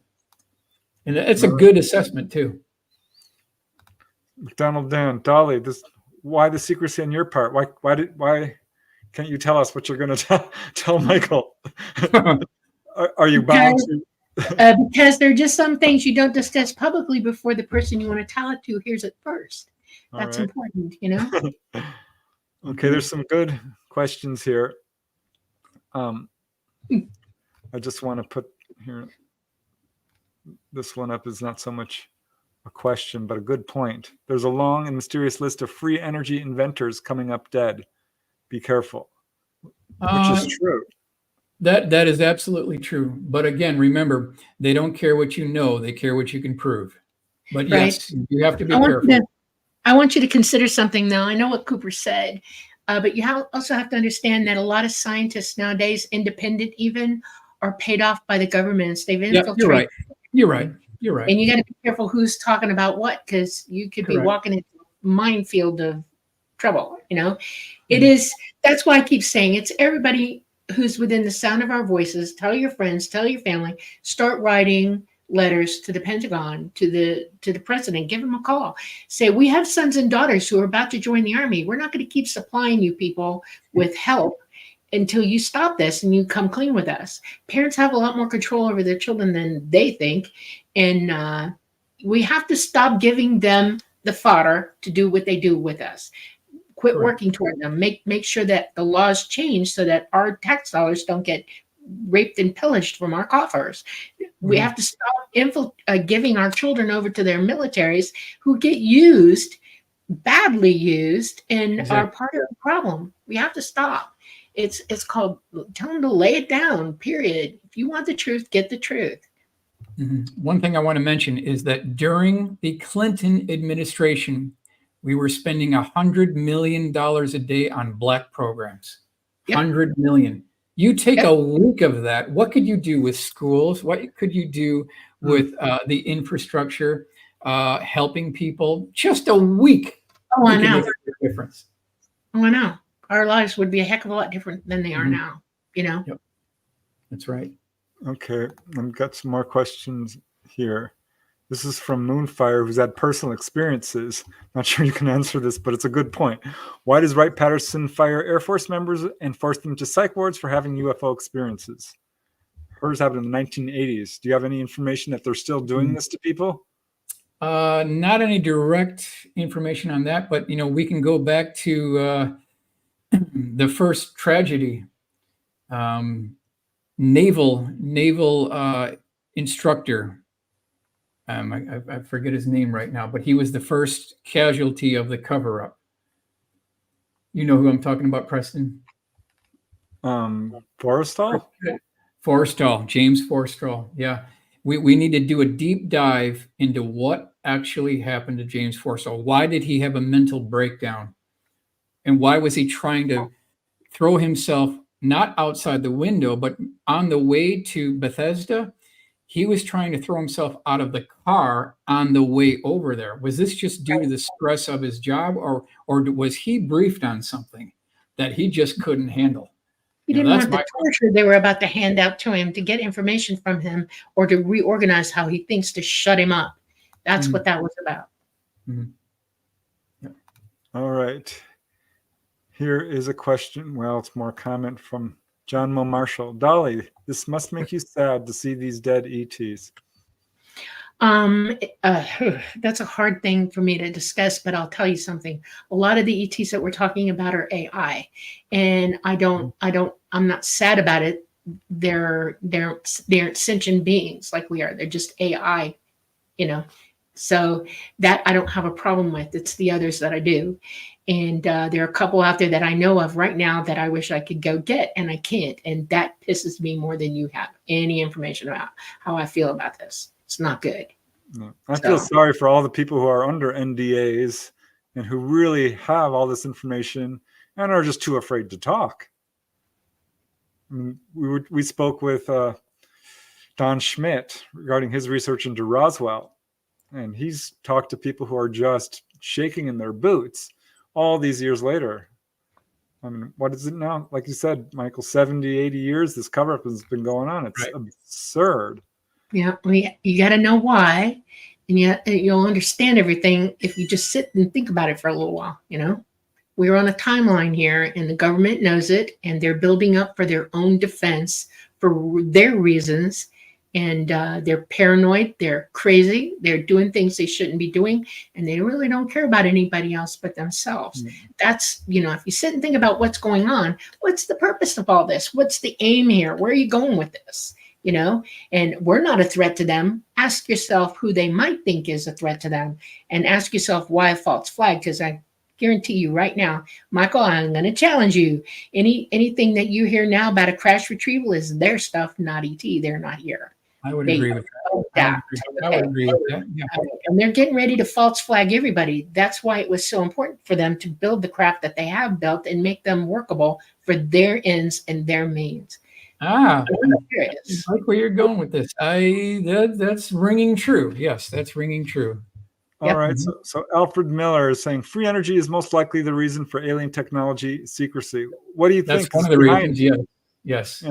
Right. No Greed, power, controlling the narrative. They've painted themselves. Making sure the slaves do the work. That's how. Right. Yeah. So if we have this technology, Jeff McLeod asks, why don't we actually use it for something? It's been 70 years. Because when you are trying to win a war, you win the war by controlling the high ground. They call it the high ground. So if you control the high ground, you control the war, any war. And they are not going to roll out the silver bullets, the trump card technology, the aces in the hole for something like a war or to get Osama bin Laden or Saddam Hussein. This is a completely different ballgame altogether. They're not going to roll out this for something like a war. That's just not how they do it. This is for something completely different. Yep. So where do you see the future of disclosure next year or so? What do you think is going to happen? I know I'm asking you to speculate. Disclosure next year? I would be very skeptical about any government disclosure because it's going to follow their narrative. Would you like to hear what my contact has to say about it? Sure. Yeah. He quoted it to me, made me write it down. You ready? Yep. Disclosure from those in authority over humanity will always tactically use plausible deniability. Their agenda supersedes all humanity. Our reality is their construct. It is their power and its weaponization, which impugns all explanation to humanity. Therefore, learn all that you need to know. Learn it all. Understand each of us must use our abilities to discern our positions in this paradigm. Wisdom is your best friend. In other words, what I'm telling you is true. We need to wake up. That's what ET keeps telling everybody who has contact. Tell them to wake up. Tell them to get real about this, because we're in a situation where it's them and us. And we have to wake up to what's really going on around us. We've been forced into losing information, not having the knowledge we need, knowledge base to have real wisdom and understanding for what's really going on. And we're treated like the mafia treats everything. It's like a giant worldwide mafia going on. We need to stop. Get off this train. I thought that was well worded, Dolly. That was well worded. That was his words, not mine. Word for word. Right. Okay. Okay. I don't take any credit for that. He's a smart guy. Yeah. I'm so glad we get to field some questions and because there's some good ones coming in here. I can't keep up with all of them. But here's one from CT Guitar Guy 85. I'm not sure if you can answer this, Michael. Question: is it true that most of the illegal money spent on UFOs goes towards the security rather than the scientific study of them? Okay, well, that's partially true, but we also know, and here's where it starts to get sinister, right? How are they paying for all this? Where is the money coming from? Well, he talks about the security. That is true. A chunk of it is paid for. It absorbs by the security aspect. But the other ways that they pay for this is by illegal weapons, illegal drugs, and trafficking. So Yes. it starts getting real black, real deep, real dark. And that's why how are we going to have disclosure when this stuff is so incipient and it has infected the republic of this whole country here with all of this back channel going on, all these dirty deals going on? You can see that they don't want this to come forward. When you've got trafficking, you've got illegal drugs, which is absolutely more profitable than the oil cartels. Now you're dealing with, this is big time stuff here. This is not going to be let loose easily. Yeah, well, I want to speak to that real quick, because when I was a young man just starting out doing UFO research, my dad talked to somebody who knew somebody. So this is a hearsay story, right? But my dad's friend knew someone who came up to him and said, everything I've told you is a lie. I don't work in Nevada. They fly me up to Alaska and they fly me back each weekend. And he said he worked in an underground base that goes 7 stories down, where they study 3 main things: biological warfare, sensing devices that see right through walls and ceilings, and reverse engineered craft. And he said, how they fund it. Get this, is what you said, but it's more detail. He said, what they do is they will bust drug runners, take the drugs from them, sell them, and then go bust those people. So they're taking these drugs and just using them over and over again to make money from them over and over and over again. The cartels are so militant and have fortresses and stuff like that. Are you kidding me? Double dipping. They're double dipping is what they're doing. Yeah. So unfair and really just unethical on so many levels. You know what that reminds me of? Boss Hogg and Dukes of Hazzard. That's something that Boss Hogg would do. Yeah. That's funny. That is absolutely funny. Oh my God. I don't know. Let me see. Do I have any good other questions? But I mean, when you get into this, doesn't it appear that disclosure is less and less likely when you hear about stuff like that? Yeah. Well, I grew up knowing all this stuff, and I watched it happening in front of me. And my father absolutely convinced me to watch my back for the rest of my life, because there was nothing he could do about what was going on. Nothing. He was totally convinced. And I saw the frustration in him. I know about certain things. It's like, oh my God. And he said, shut your mouth. Don't talk about it to people. You've got your own thing that you're doing. Deal with that. And that's what I've promised to do. But it kind of meshes together. You can't, it's like a spider's web. It's everywhere in everything. You can't help but get stuck in different parts of this. It's horrifying. It really is. So the black budget, is this on the books? Is there a paper trail? Is there any oversight at all for all this money? There is a legal black budget that you could kind of say follows the checks and balances, because you've got the House and Armed Services Committee chairmen are clued in to the legal black budget, talking about things like the F-117, the B-2 stealth bomber. These are kind of black programs that have become declassified now in the white world. Now, but there's a second set of programs, which, Dolly, what you're talking about, that don't have any congressional oversight. There's no checks and balances. You've got illegal drugs, you've got illegal weapons, you've got trafficking. That is completely not a part of the legal black budget whatsoever. And it's an unending pot of funding. Yes, true. Okay, let me see. Here's a question that's come up a couple of times from Wyatt Bronx. Sorry, Wyatt, this one slipped by me.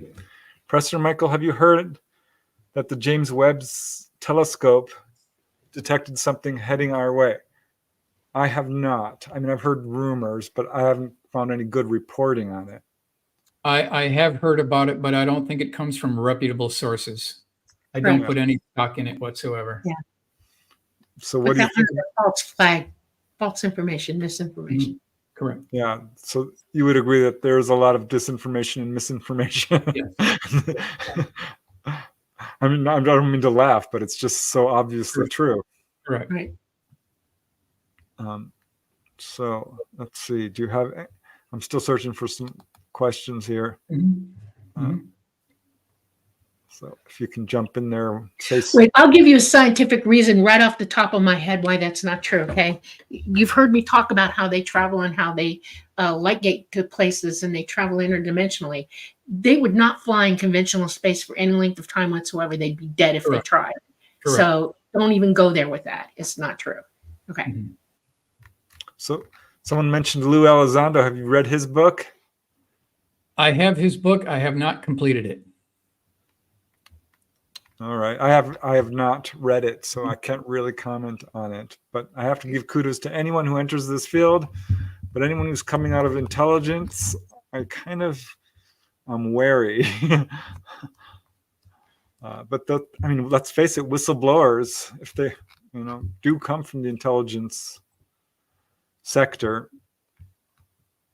Takes a lot of guts. You got to ask yourself which way are they flying with that anyway, because some of them come out because they were told to. It's planned, it's a ruse. And then some come out and they're not talking to the public. They're talking to people behind the scenes, and you'll never hear from them anyway. But they're putting information out there that everybody needs to be wary of and hoping that it goes the right way. So just be careful what you hear and what you think. All right. Well, we are down to our last 5 minutes here. Okay, that's fine. I want to have you back on the show, Michael, because I still have this whole list of drawings of unusual cases that you put in your book. I'd love to just go through the whole dark files. Sure, we can always go through that. No problem. That's still really interesting. No problem. I mean, I had them all set up here ready in case we got enough for the next ice age, so it's no problem. Yeah. Also I know I haven't done it yet, but I want to get together with you and give you a working look-see drawing of Talata and let you do that. Okay, wonderful. Okay. Put you on that because he's a unique craft. Okay. All right, so any last information you want to present with our viewers before we have to say goodnight? I think we covered it all well, but certainly glad to be with both of you. It's always fun because you know what? We're a family here. We're good friends, so it works out really well. Yep. Yep. Mm-hmm. Yep. Right. And we'll definitely plan the next episode. Okay. Sure. I'm going to start giving them episode names. I'm not kidding. So okay. The more you come out, and hoping to introduce you to some people that I think you would find very interesting. Wonderful. Okay. All right. Yeah. Great. And anyone who's listening out there who has information that you think Michael might be interested in, please do contact him. Yes. Because absolutely. it's the right thing to do, and he will absolutely respect anonymity. Sure. And we need to push this ball forward somehow, one way or another. So thank you, Michael. It's amazing. Mm-hmm. Great. Always amazing to talk to you. I want to give a shout out to all of you guys who listened to us tonight for joining us and hearing Michael's amazing information. You're the go-to guy when it comes to this subject. It's absolutely incredible. I want to thank all the people who not only listened, but joined in the donations for Super Chat. So thank you, Namaste and Judy. You guys, it really helps us a lot to fund this show. So thank you, Star Orchid and Dana Matthews. You guys have been incredibly generous tonight. Thank you, Bob Thorson. Really appreciate it. Samuel Fogelgren. You guys are amazing. Joseph A. Truly appreciate your generosity. Sunny, Lunar Dove. You guys are just absolutely wonderful. So love you back. Thank you. Yep. Okay, Michael, you're going to stay with us for a second or two after we hang out. No problem. Thank you, everybody, for joining us tonight on this fine Monday. Are we September 1st yet? I mean, October 1st? Almost. Almost. We're almost there. Okay. I've lost a couple of days, had an interesting life for the last 2 weeks. We are coming live to you from the beautiful city of New Orleans in Louisiana. We are coming to you from the United Public Radio Network at 107.7 FM and the UFO Paranormal Radio Network at 105.3 FM. We're on Roku, Rumble, Facebook, and YouTube. Please check out our shows. Please check out our prior shows, especially the ones with Michael. That would give you a lot more information than you got tonight. Look for them, and do contact him with any information you might have. And with that being said, thank you all and good night. We love you. Namaste.